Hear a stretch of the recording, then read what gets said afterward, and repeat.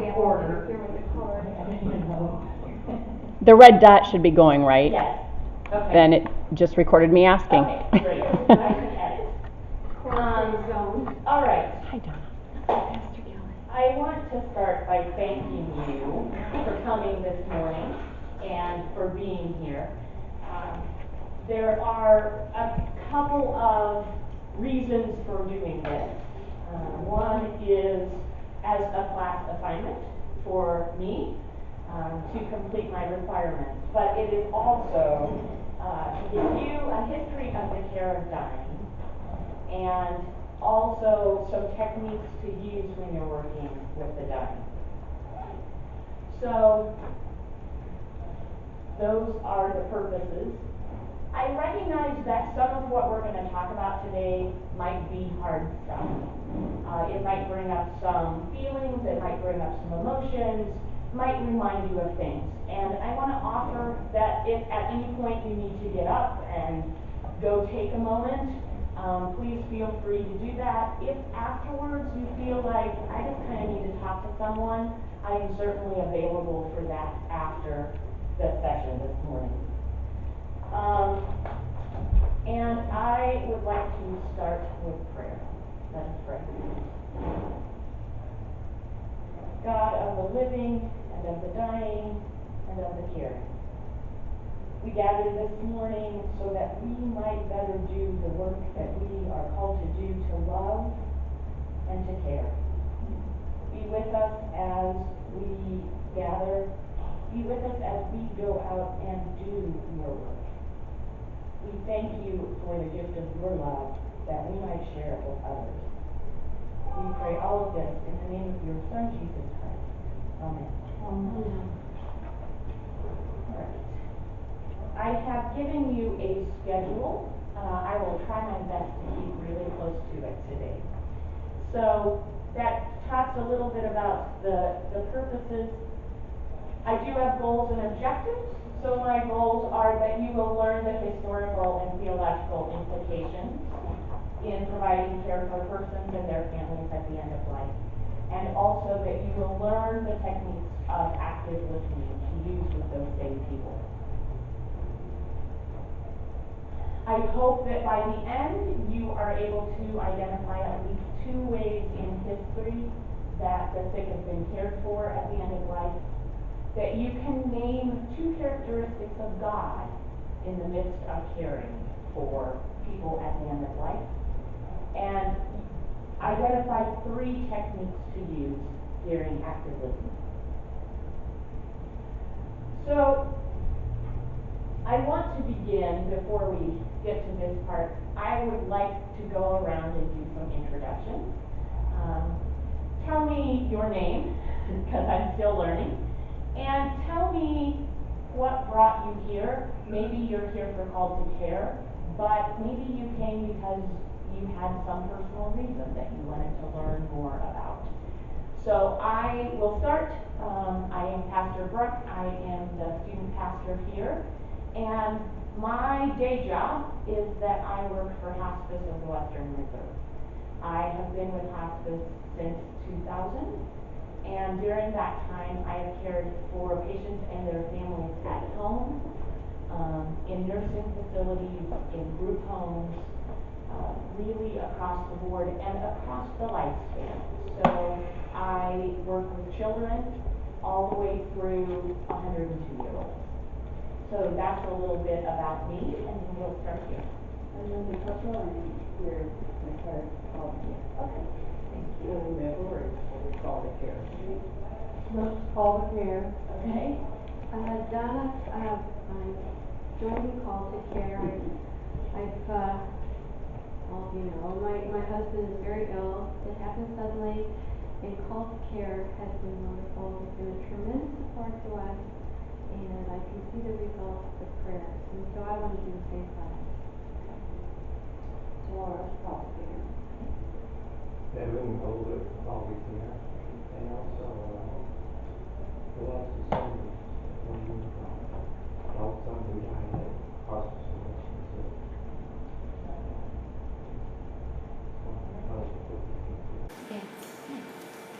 Thank you. Brooke, I'm not part of Call to Care, but I get the emails and I participate in some ways, and also feel a lot of guilt for not participating in other ways. And I also have a good friend who's in a nursing home, and I am just constantly reminded of the fact that I haven't visited him in a very long time. Okay. Well, it is nice to have all of you here for whatever reason you are here. I want to begin. I have some scripture readings, and I'm just going to kind of put them towards the middle because I want you to just volunteer to read. I think there are 5 of them. 1, 2, 3, 4, yep, 5. So if 5 of you would just, and someone can start. While we are reading them, I want you to keep in mind how these biblical stories might talk about caring for the sick or caring for the dying. And if we need another one, there's another one. Did you want us to have the whole set? Yeah, you can have, because you just pick. So would somebody read the John passage? The story of Lazarus, okay? So the sisters sent a message to Jesus, Lord, he whom you love is ill. But when Jesus heard it, he said, this illness does not lead to death. Rather, it is for God's glory, so that the Son of God may be glorified through it. Accordingly, though Jesus loved Martha and her sister and Lazarus, after having heard that Lazarus was ill, he stayed 2 days longer in the place where he was. When Jesus arrived, he found that Lazarus had already been in the tomb for 4 days. Now, Bethany was near Jerusalem, some 2 miles away, and many of the Jews had come to Martha and Mary to console them about their brother. When Martha heard that Jesus was coming, she went and met him, while Mary stayed at home. Martha said to Jesus, Lord, if you had been here, my brother would not have died. But even now I know that God will give you whatever you ask of him. Jesus said to her, your brother will rise again. Martha said to him, I know that he will rise again in the resurrection on the last day. Jesus said to her, I am the resurrection and the life.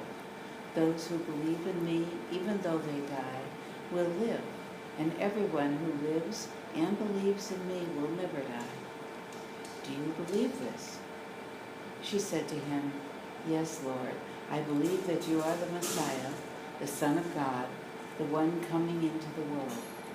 When she had said this, she went back and called her sister Mary and told her privately, the teacher is here and is calling for you. And when she heard it, she got up quickly and went to him. Now Jesus had not yet come to the village, but was still at the place where Martha had met him. The Jews who were with her in the house, consoling her, saw Mary and got up quickly and went out. They followed her because they thought that she was going to the womb to weep there. When Mary came where Jesus was and saw him, she knelt at his feet and said to him, Lord, if you had been here, my brother would not have died. When Jesus saw her weeping, and the Jews who came with her also weeping, he was greatly disturbed in spirit and deeply moved. He said, Where have you laid him? They said to him, Lord, come and see. Jesus began to weep. So the Jews said, See how he loved him? But some of them said, Could not he who opened the eyes of the blind man have kept this man from dying?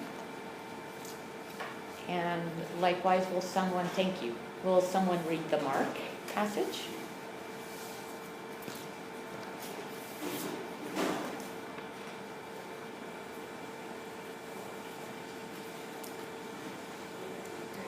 Go ahead. Yep, go ahead. When Jesus had crossed again in the boat to the other side, a great crowd gathered around him, and he was by the sea. Then one of the leaders of the synagogue named, I'm not sure I'm pronouncing that, Jairus Yep, Jairus, either way. came, and when he saw him, fell at his feet and begged him repeatedly, "My little daughter is at the point of death. Come and lay your hands on her, so that she may be made well and live." Continue. Keep going, yep. So he went with him, and a large crowd followed him and pressed in on him. Now there was a woman who had been suffering from the hemorrhages for 12 years. She had endured much under many physicians and had spent all that she had, and she was no better, but rather grew worse. She had heard about Jesus and came up behind him in the crowd and touched his cloak, for she said, "If I but touch his clothes, I will be made well." Immediately her hemorrhage stopped, and she felt in her body that she was healed of her disease. Immediately aware that power had gone forth from him, Jesus turned about in the crowd and said, "Who touched my clothes?" And his disciples said to him, "You see the crowd pressing in on you.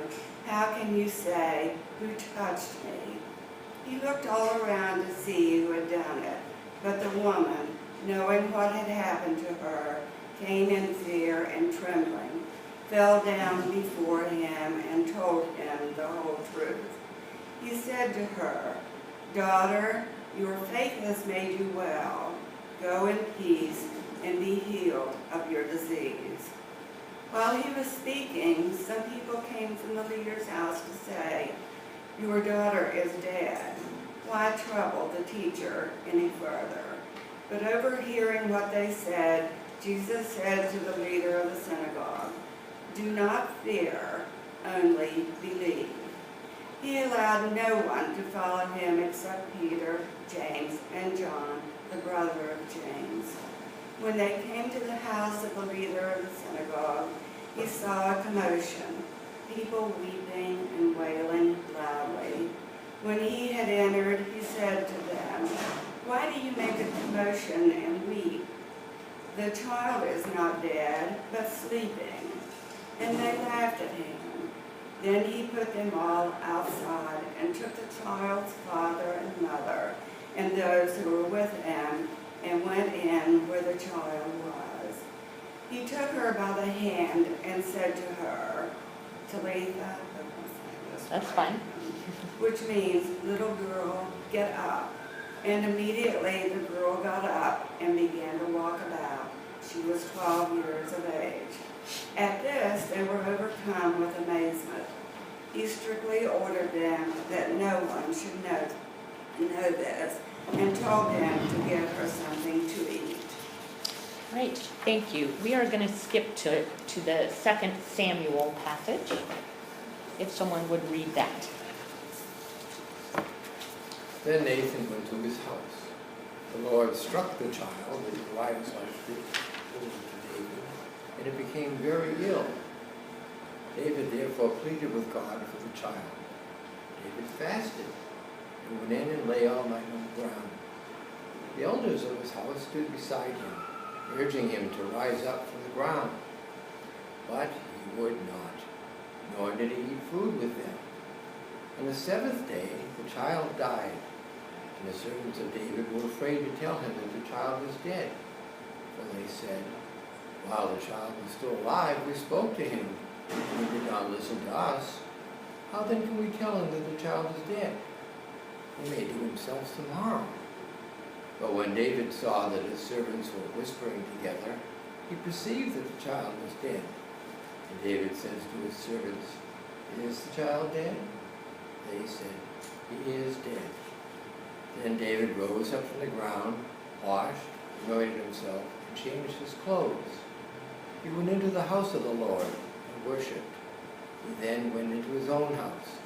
And when he asked, they set food before him, and he ate. Then his servants said to him, "What is this thing that you have done? You fasted and wept for the child while it was alive, but when the child died, you rose and ate food." He said, "While the child was still alive, I fasted and wept, for I said, who knows? The Lord may be gracious to me, and the child may live. Okay, thank you for all of you who read. What do you notice about all of those biblical stories of people dying, but of the people around them before they have died? There seems to be a lot of rules and expectations, and you should do this and you shouldn't do that. Mm-hmm. And that's true still today, you know, how you are supposed to grieve, how you're supposed to act, what you're supposed to do. It doesn't say it in the Lazarus story that, you know, Mary and Martha were around Lazarus, but it's kind of this implied that they were with him. They are the ones that sent the message to Jesus ahead of time. They're spending time with them. You see that a lot at the end of life. People gather around. And sometimes when they haven't gathered around previous, but when it gets close to death, they gather around. Jairus' daughter, again, I don't want to bother anybody. You know, she died, I don't want to bother Jesus. Also really typical in dying is I don't want to be a bother to anyone. I don't want to tell them what I'm feeling. I can tell you, but I can't tell my family what this is like. I can't tell my family because they'll fall apart. I have to be the strong one.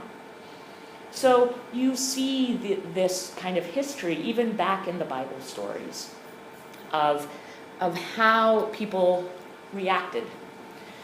In the 15th century, there was a book written by the name of Ars Moriendi. And it was a book about helping people die well, to help people prepare to die well.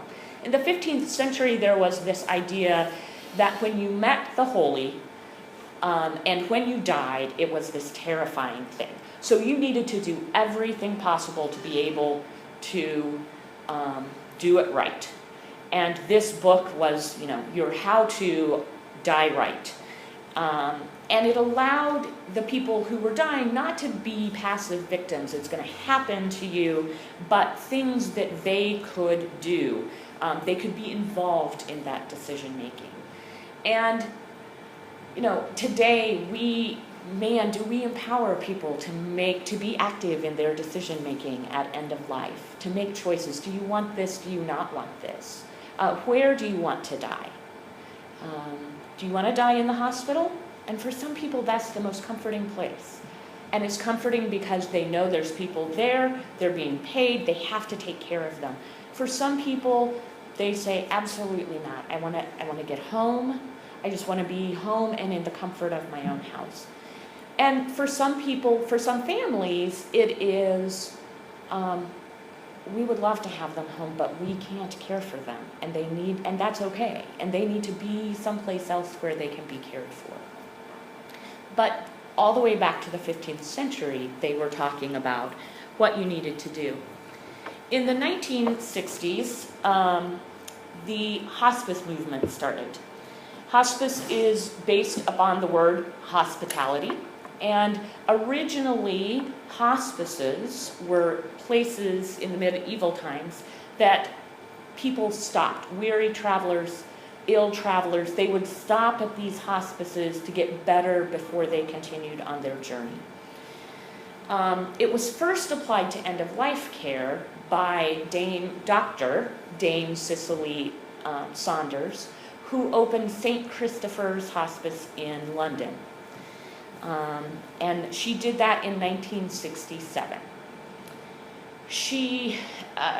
Florence Ward was the Dean of Nursing at Yale University and heard about this hospice in London and wanted to learn more about it. So she took a year's sabbatical and she went to London and she worked at St. Christopher's and was so impressed with what she saw and the care that she invited Dame Saunders to come to the United States to teach at Yale for a year. And during that year, they worked on opening a hospice And so the very first hospice was in 1974 in Connecticut. In Cleveland, I always feel like I have to explain that hospice is a philosophy and not a location. So when I say, oh, I work for Hospice of the Western Reserve, what I usually hear is, oh, that place at East 185th on the lake, which, yes, that is part of our organization. But hospice is really a philosophy of caring for people at the end of life. Kind of our tagline is adding life to days, not adding days to life. And so that is wherever people call home. And we have provided services for people who are homeless, and they'll call and say, I'm in my car at this location and the nurse can come see me. This is where I'll be. So that really is where hospice got started. And as I say, in Cleveland, I always feel like I need to explain that we go wherever people call home. Called to Care was originally started in 1991 by the Office of Church Life and Leadership at the United Church of Christ. And it was created to strengthen lay leadership, to live with a renewed faithfulness of Jesus' command to love one another. And it was designed to strengthen the local churches as communities that care, called by a God, that should be a capital G God, who cares. And so it was started and then has continued. The book, the most recent book that I used in looking at the program was from 2007. So why are we called to care? What is it that we are called to do? And where is God in the midst of this? Which is a frequent question. Where is God in the midst of this?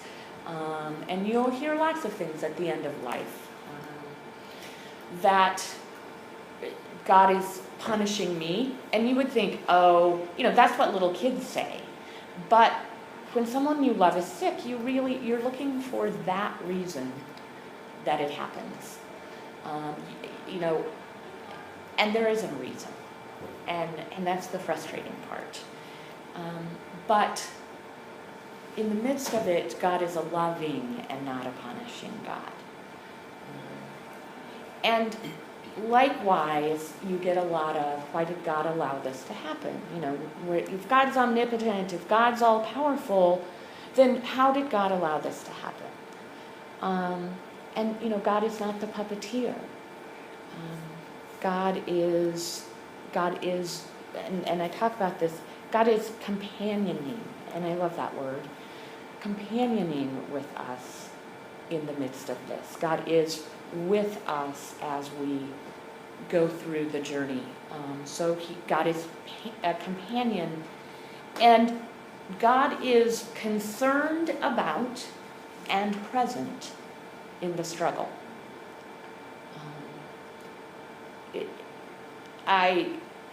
In the 2 role plays I did, both of them talked about God doesn't feel close. I know God's there, but God feels really distant. And that's pretty normal. But it doesn't mean that God isn't present, and it doesn't mean that God isn't concerned and concerned with the struggle. You get a lot of people who will say, I'm really angry at God. And I always say, you know what? God is big enough to be able to handle that anger. It's okay. It's okay to be angry at God. God can handle that. God is bigger than that. And we don't handle anger very well in our society. We're not supposed to be angry. And if you're not supposed to be angry with the other person in the room, then boy, you really shouldn't be. People take it as a test of their faith. I must not have strong enough faith if I'm angry. And what I would argue is, I don't get angry at inanimate objects because I don't have a relationship with them. If I'm angry at God, it means I still am in some type of relationship with God. Whatever that, maybe it's not a good one at the moment, but I'm still in relationship with God. So God is in relationship. God is companioning. God is concerned about the struggle. So what is it like to be with the dying? So when I tell people I work for Hospice of the Western Reserve, I always get, oh, that must be a really depressing job. Or, oh, I could never do that. You must be a really special person to be able to do that. And then when I say I work with kids, well, then that's another whole pedestal that they want to put me on. And part of that is because death is a taboo subject.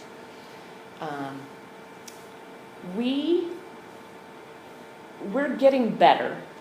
I won't say we're good. We're getting better at talking about grief in our society. We still aren't very good about talking about dying. And I will tell you that we see that when you get a referral for hospice 2 days before the person died, but they've had the disease for 9 months ahead of that. And 9 months ago, they were told there wasn't really anything they could do. But hospice means, oh, they're going to die, and if we sign on to hospice, then they're going to die that much faster. And I don't want to think about the dying process. So I'll call you in at the last possible moment, so that then I'll face, I only have to face the dying process in your head for 2 days or for a week. We don't talk about that. And if somebody is dying, we do distance ourselves. And Brooke mentioned he has a lot of guilt about this person who's in the nursing home that he doesn't visit. And we all have limits on what we can do. And that doesn't make us a good person, that doesn't make us a bad person. And we have to do what we can do and what is best for us. And it's okay and it's okay to say this is really hard. I will tell you that there are cases that when I'm in that leading up to the dying process, I make the statement to my colleagues, this is going to be a really hard one when it happens. And yes, it's my job to keep going in even though it's really hard. It's my job to still be in relationship with them. But that doesn't mean that it's not hard for me. And frequently people will say to me, oh, I don't know how you do what you do. I'm working with my parents, and I just had a classmate send me an email and said, no, we brought my dad home from rehab and we hadn't even gotten home and he was bickering at me and telling me this, and I don't know how you do what you do. And I said, it's not my parent. That's how I do what I do. It's not my parent. I said, I'm not any better at dealing with my parents than you are. So, I have no doubt, my mom doesn't have great health, but I have no doubt that as that gets closer, that I'm not going to be any better at it than anybody else. Maybe I'll talk about it more, but I might not either. Has anyone ever been present with anyone when they died? Okay. I will surprise you that yes, I have, but I can count on one hand in 17 years that I've actually been with someone when they died. I kind of half-jokingly say, when you're dying, it's not your music therapist that you usually call and say, I need her at my bedside. You want your pastor, you want the nurse, you might want the social worker, you might want the spiritual care coordinator, but generally, they're not calling for the music therapist. That being said, I've been with people within hours of them dying, and I have been present when someone is dying. And I hold that as a sacred space.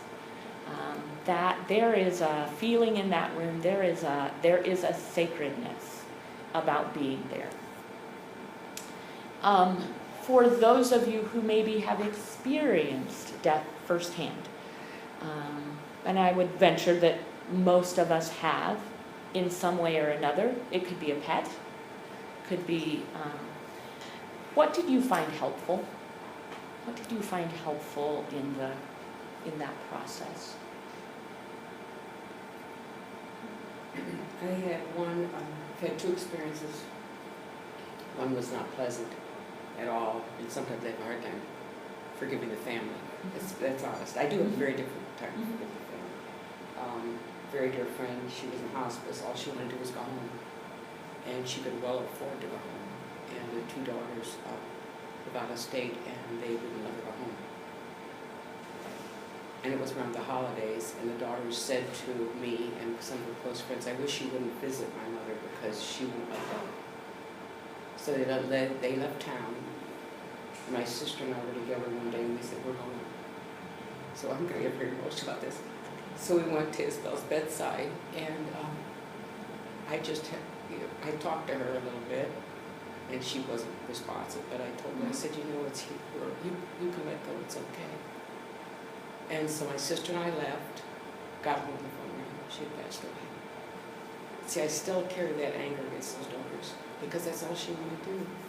But to tell us, who've been her dear friends for years, don't see her because she won't die. How can you say that? I don't understand how you could possibly say that to somebody. And part of that is their own fear of the dying. What they said was, don't go because she won't let go. That's what they said. And the reality might have been, don't go because she might let go. That was the message, that what they said, they might have well known that she needed that permission to go, and they couldn't give that to her. And you gave her that great gift of saying, it's okay. It is okay to go. The difference of the two situations, the one that was home, was the body, positioning of the body. Isabel was all curled up, and you could almost feel the tightness, whereas my friend Sheila was she was at home. Those are my two very different experiences. Yeah.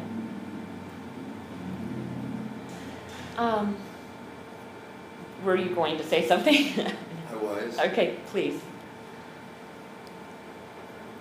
My wife's an ICU nurse, so she has seen many people die. I have not. And on our son's last day alive, it was awful. It was hell on wheels. There was all kinds of mix-ups between the hospital, between the different units, between hospice came in with another set. It was bad.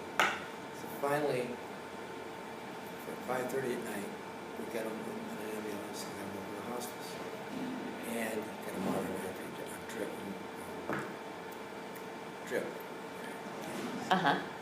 And then what was most helpful to me about hospice was they knew what was going to happen. And they knew how to do it. And because we were all there, and he's now got his morphine drip, so he's doing fine, and he's peaceful, and he's placid, and he's ready to go. And we're all there, well, there were 7 of us, I think. And what to do next? And somebody came by and they said, "Oh, it's going to be a while. Would you like to sleep?" So she parceled us out to different beds in different rooms. And after a while, about 10 o'clock at night, we came sitting there, we really got us. And then she says, "I bet you're all hungry." And they said, I can't think of the name of the restaurant, the name of the pickup place. Jumpin' Joe or whatever it is. Okay. Anyway, she came in with menus, order forms, passed these all out. And we checked what we wanted, checked the little boxes. And they have, and there was only kind of a diet where they didn't have, actually it doesn't eat a lot of bread. Okay. So this particular place had a place where they wrapped it in, they call it naked sandwich, and they wrap it in lettuce inside, hamburger inside lettuce or whatever. And so she did that, and we came back, and we all sat at his bedside with and just talked to him. It was, I never would have imagined it. And it seemed completely appropriate, and that's what happened. And so I happened to be nearest his head, so I started counting breaths. And as the time between the breaths lengthened, then we gathered our attention again. And altogether it was 10 hours. It was fine. So someone cared for your needs in the midst of caring for your son's needs. And not just me, but Right, yes, yours as in the whole family, yeah, yeah. And so those are important things, you know, being able to give somebody permission, being able to visit, being cared for yourselves in the midst of it. I want to do an activity. I will warn you ahead of time, this may be really hard. I can tell you that I still, to this day, remember where I was the very first time I ever did this activity. It was that powerful for me. So take 7 pieces of paper, and if you need a pen, I have pens.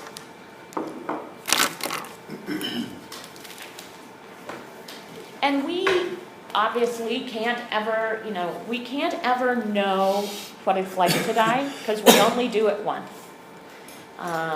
And so we can't ever know exactly what it's like. And this is the closest that I have ever experienced to kind of knowing what it is like to experience the losses in the midst of dying. And that's really what this activity is about, is experiencing the losses. I had a patient one time say to me, every time I lose another function, it's like having a little funeral. And I thought that was a pretty powerful and beautiful way to describe that. So when you get your pieces of paper, I want you to think about 7 roles that you play. And that can be anything as broad and general to I am a daughter, I am a sister, I am a spouse, to I am the one who does the grocery shopping in my house. I am a shopper. I am a swimmer. So think big when I say what are your roles that you have. I am a spiritual person. I am a child of God. And on each piece of paper, you're going to write a role. So you're going to come up with 7 roles that you have. in any particular situation. Nope, just in your life. In your life. 7 roles that you have.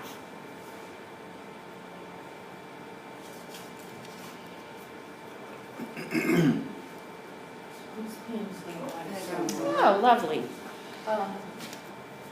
Mr. Brooke, in Yeah. that closet, we're not allowed to go around here. There might be some pen. Okay, Brooke, on the shelf straight ahead. There's a pencil if you'd like one. I'll take a pencil. It's not real sharp, but it's got snow people on it. Straight ahead, you see them, Brookie? Is there any in there that? I don't know, I just see markers. Does anybody else need one? I was going to, you need one as well. Okay. Here, I think I have another maker that I have in Well, this one's not so swell, Master. Well, doesn't pretty count for anything anymore? If so, I get a unicorn. Okay, that one I got to write. Okay. I got Okay, that one thank to you. write. Thank you.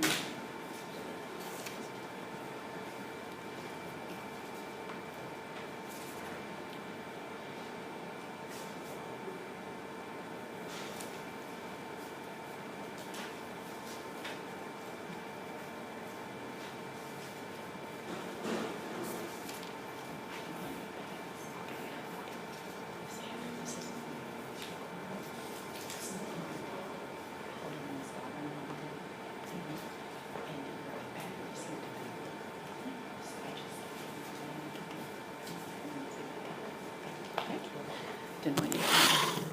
It just picks it up. Okay.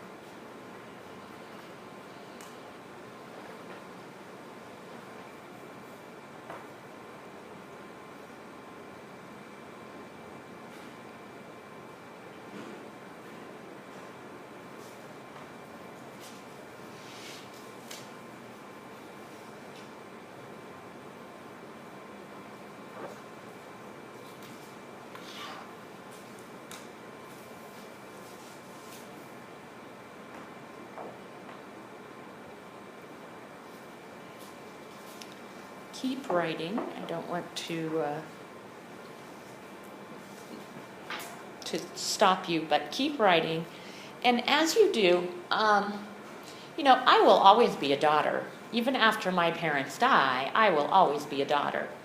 I will always be a sister, even if both of my siblings precede me in death. I will always be a sister. But part of being a sister for me is that I can pick up the phone and call my brother and talk to him. And if I am in the dying process, I might not have the energy to pick up the phone and call my brother. So I have lost part of what that means to be a sister. It might well be that I'm not healthy enough to go to my beloved Heinen's and go grocery shopping. That somebody else has to take that over. And that means I have to give up a little control, and they might not buy the right things that I want, and they might not buy enough. And so I don't get to be that shopper anymore. And so I want you to kind of lay them out. Somebody else had them kind of all laid out. Lay them out and look at each of your roles. And then I want you, after you've taken a few moments to look at them, I want you to pick up one, and it doesn't matter which one. And I want you to pick it up, and I want you to either say out loud or say to yourself, I am no longer whatever that role is. And after you have said that, I want you to turn it over face down. Say that again. I want you to choose one of your roles and pick it up and say to yourself or say out loud, I am no longer whatever that role is.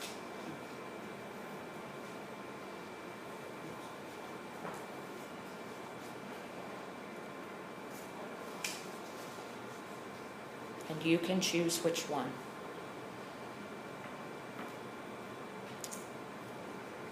And then I want you to pick up another one.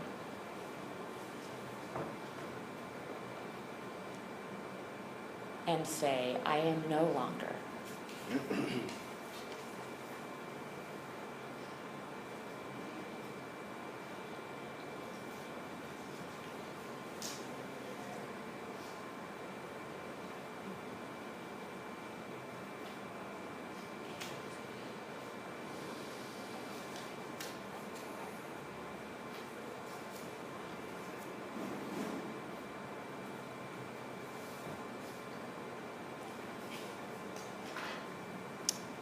And pick a third one. I am no longer.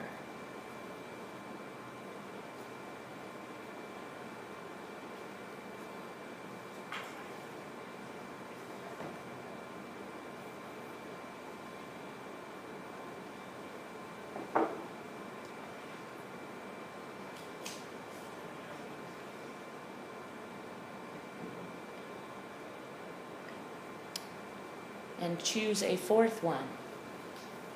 I am no longer. Even though we might be still there. Even though you might still be there. We're dying this way. That's what we're doing. Got it. Took me a while.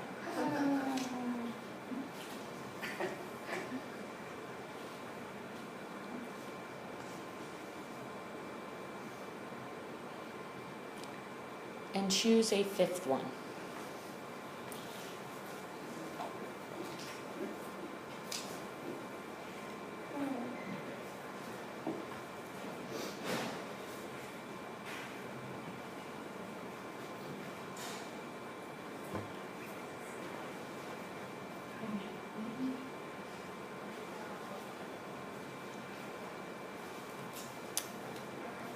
And of the two you have left,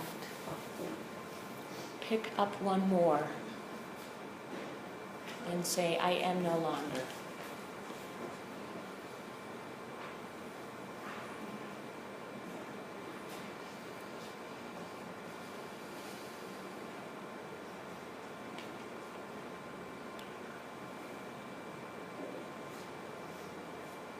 And finally, pick up your last one.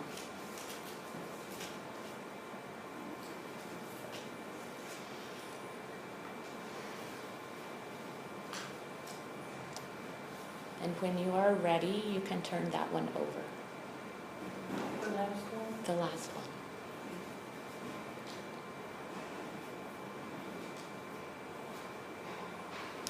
And just take a moment to think about all that you just lost.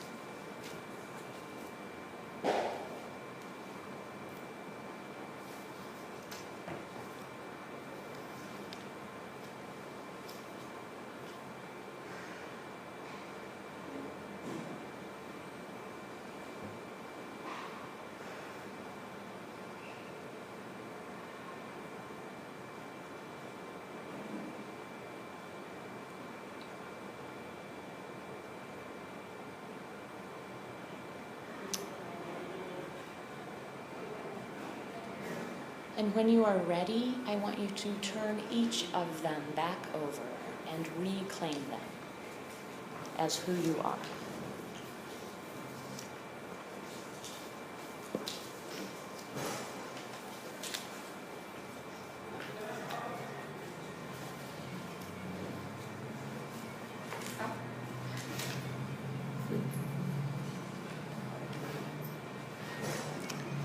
Would anyone be willing to share what that was like? Well, it felt like I just died.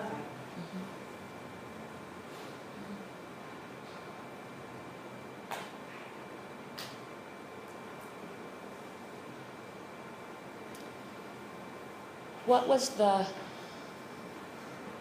without telling me what the role was, what made the last one the last one?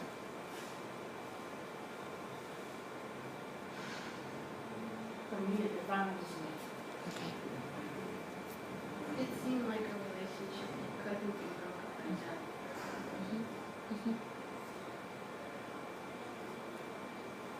There was a lot of qualifying down to the last one, so the last one was the thing that was most central to my being. And it is that part that we feel like we'll never lose. It is completely who we are. How can we not ever be that thing? And yet, when we're dying, yes, there is that core part. I will always be a child of God. I will tell you that when I did this, I carried my 7 rolls around, honestly, for years in the front of my planner. Like, it was my reminder of this is who I am. This is what defines me. And yeah, okay, maybe being the shopper would have been one of my early ones that I turned over. But how can I not be a child of God? How can I not except that if God feels really far away, I might not feel like I'm that child of God. I might feel like, where is God in the midst of that?